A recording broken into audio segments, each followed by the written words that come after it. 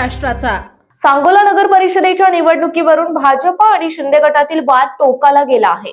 त्यातच निवडणुकीच्या तोंडावर काय डोंगर काय झाडी फेम माजी आमदार शहाजीबापू पाटील यांच्या कार्यालयासह सांगोल्यात 4 ठिकाणी छापेमारी करण्यात आली आहे।